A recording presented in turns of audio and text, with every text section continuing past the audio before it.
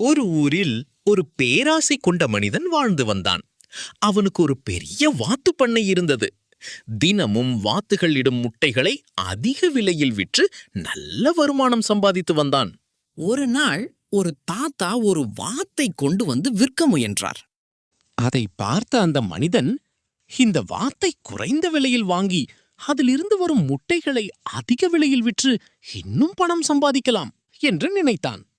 அவன் தாத்தாவிடம், தாத்தா, இந்த வாத்தை எனக்கு தருவீர்களா என்று கேட்டான். தாத்தா சொன்னார், இல்லை, நான் தரமாட்டேன். ஏன் தாத்தா தரமாட்டீர்கள் என்று கேட்டான். அதற்கு தாத்தா, இந்த வாத்து மிகவும் அபூர்வமானது என்றார். அப்படி என்ன சிறப்பு என்று ஆவலுடன் கேட்டான் மனிதன்.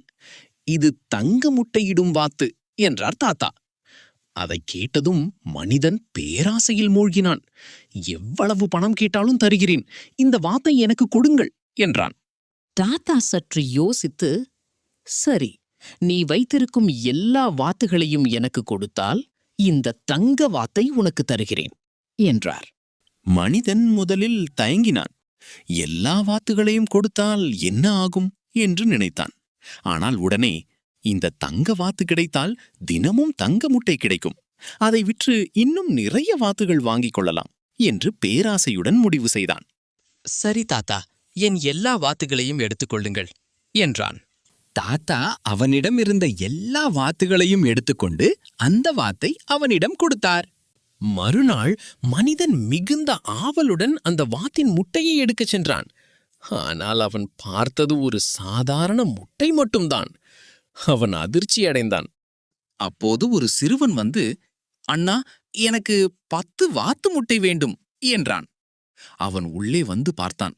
மனிதன் தலை பிடித்து கவலையுடன் அமர்ந்திருந்தான். அண்ணா, என்னாச்சு? உங்கள் வாத்துகள் எங்கே என்று கேட்டான். மனிதன் நடந்ததையெல்லாம் சொன்னான். அதை கேட்ட சிறுவன் சிரித்து, அண்ணா, எந்த வாத்தும் தங்க முட்டையிடாது, அந்த தாத்தா உங்களை ஏமாற்றிவிட்டார் என்றான். அதை கேட்ட மனிதன் தனது பேராசையால் தான் இவ்வளவு பெரிய இழப்பை சந்தித்தான் என்பதை உணர்ந்தான். கதையின் கருத்து: பேராசை நாசத்திற்கு வழிவகுக்கும்.